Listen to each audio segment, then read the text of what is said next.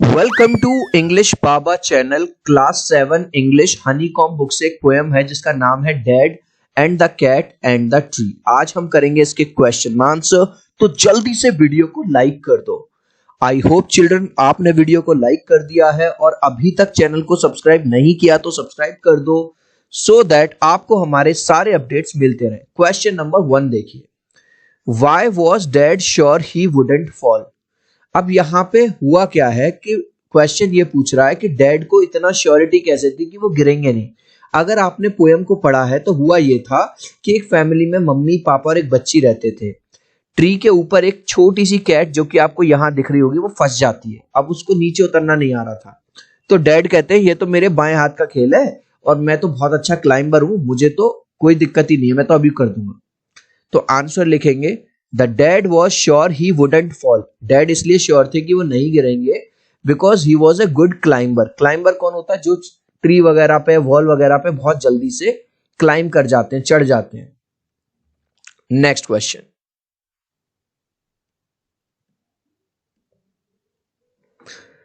Which phrase in the poem expresses dad self confidence best. अब ये पूछ रहा है कौन सा फ्रेज ऐसा है पोएम के अंदर जो ये बताता है कि डैड को भाई साहब कॉन्फिडेंस नहीं था, इतना ज्यादा सेल्फ कॉन्फिडेंस था। तो वो ये कहते हैं ये तो मेरे बाएं हाथ का खेल है भाई साहब। और वो एक वर्ड यूज करते हैं विंक। विंक का मतलब होता है जैसे ये भाई साहब आंख मार रहे हैं ना, जैसे आंख मारना बहुत इजी काम है, ऐसे ही मेरे लिए चढ़ना और इस कैट को बचाना मेरे लिए बहुत इजी है। तो वो फ्रेज लिख देंगे। तो फ्रेज क्या है वो? Right just leave it to me, मुझ पे छोड़ दो। Easy as winking to a climber like me, ये तो मेरे लिए इतना आसान है जैसा कि आंख मारना है। यानी विंक करना जितना इजी होता है उतना ही इजी मेरे लिए है, क्योंकि मैं बहुत अच्छा क्लाइंबर हूं। क्लाइंबर का मतलब मैंने अभी आपको बताया, चढ़ना।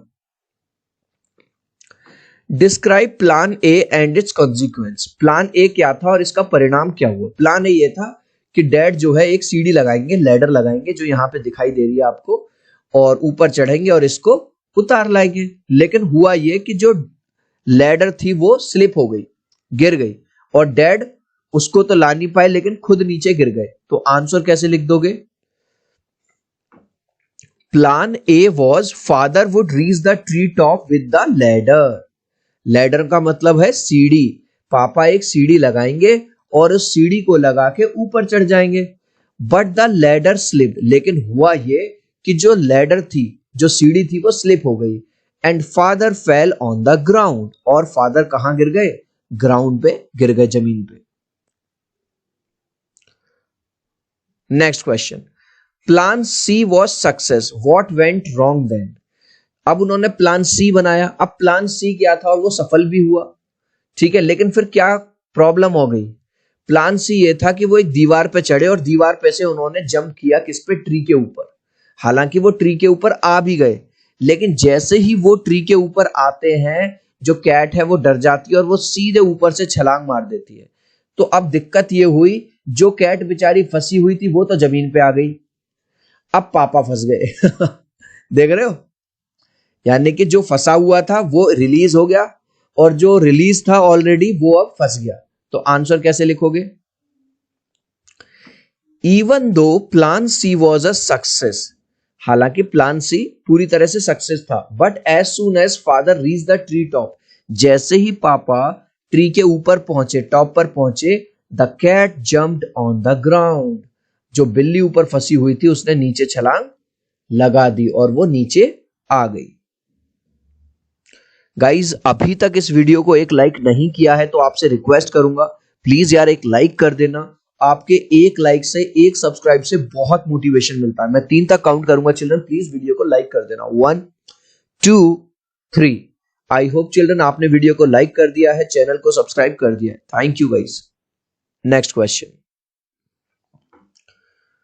The cat was very happy to be on the ground. तो जब फादर फाइनली टॉप पे पहुंचे और कैट ने छलांग लगा दी नीचे, तो कैट फाइनली खुश थी। खुश क्यों थी? क्योंकि वो आजाद हो गई और कहीं उसको चोट भी नहीं लगी थी। Pick out the phrase use to express this idea. तो वो कौन सा फ्रेज यूज हुआ है? Smiling and smirking. वो स्माइल कर रही थी, स्मर्किंग कर रही थी, मतलब पूरी तरह से वो खुश थी कि वो आजाद हो गई है cat. Next question, describe the cat and the dad situation in the beginning and at the end of the poem. Question ये कह रहा है जो इस लड़की के फादर हैं, डैड है, पापा हैं, उनकी स्टार्टिंग में क्या सिचुएशन थी और कैट की स्टार्टिंग में क्या सिचुएशन थी, और कैट की लास्ट में क्या सिचुएशन थी और फादर की लास्ट में। तो अगर आप स्टार्टिंग में देखो इस वाली इमेज में, तो स्टार्टिंग में पापा नीचे थे, जमीन पे थे, और कैट बेचारी ट्री पे फंसी हुई थी। लेकिन लास्ट में क्या हुआ, पापा ट्री पे पहुंच गए, फंस गए, और कैट जमीन पे आ गई, फ्रीडम मिल गई थी उसको, रिलीज हो गई थी। तो आंसर कैसे लिखोगे? In the beginning, the cat was stuck on the tree and father was confident to bring it down safely.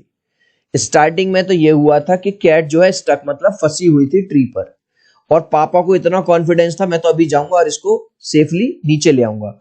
But in the end the cat was free. लेकिन लास्ट में क्या हुआ, जो कैट थी वो फ्री हो गई, आजाद हो गई, and the father got stuck in the tree.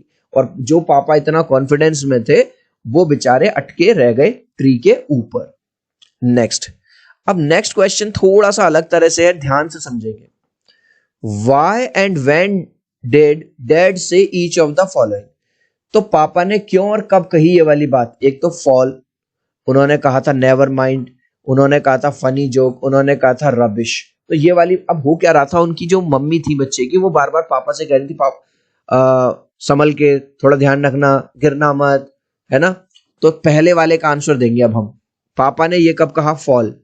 When his wife warned him against falling, जब फादर की वाइफ यानी लड़की की मम्मी ने फादर से ये कहा कि थोड़ा संभल के चढ़ना, तब उन्होंने कही when his wife, तब उन्होंने कहा fall। उन्होंने never mind कब कहा? When father fell on the ground he said never mind, तो जब वो जमीन पे गिर गए उन्होंने कहा अरे कोई बात नहीं, कोई बात नहीं, होता रहता, कोई बात नहीं है। फिर तीसरा है फनी जोक, उन्होंने फनी जोक कब कहा? When his wife again warned him against falling, जब उनकी वाइफ ने दोबारा कहा अरे गिरना मत, पहले भी गिर गए तुम, अरे यार तुम भी क्या मजाक कर रही हो, फनी जोक। फिर लास्ट में उन्होंने कहा था rubbish. After the second fall when his wife warned him that he might break his neck, जब उनकी वाइफ उनसे ये कहती है फादर से कि भाई देखो ध्यान रखो कहीं ऐसा ना हो तुम्हारी गर्दन टूट जाए या गर्दन में झटका वटका आ जाए, तब वो कहता है अरे क्या रबिश, मैं बहुत अच्छा क्लाइंबर हूं, मैं तो ये कर दूंगा वो कर दूंगा। Next, do you find the poem humorous? क्या आपको ये पोएम ह्यूमरस यानी हंसी देने वाली, आपको हंसी आती है? Yes of course the poem is full of humour, हंसी से भरी हुई है। Read aloud the lines will make you laugh, आपको कौन कौन सी लाइन्स पढ़ के हंसी आती है? एक तो ये वाली line, the cat gave a yell and spring to the ground, cat ने एक छोटी सी आवाज करी और जमीन पर कूद गई। और दूसरा, it slipped he landed in the flower bed, है जो लैडर थी, जो सीढ़ी थी वो हल्की सी स्लिप हुई और पापा नीचे जमीन पे गिर गए। गाइस इस लास्ट क्वेश्चन का आंसर आप मुझे दोगे कमेंट सेक्शन में, देखूंगा कितने बच्चे राइट आंसर देंगे। Father wanted to help a dash, father किसकी हेल्प करना चाहते थे? डॉग की, कैट की, काउ की या नन? आप चाहो तो अपने आंसर में ए बी सी या डी लिख देना, मैं समझ जाऊंगा। सो आई होप मेरा ये छोटा सा वीडियो आपको बहुत अच्छा लगा होगा।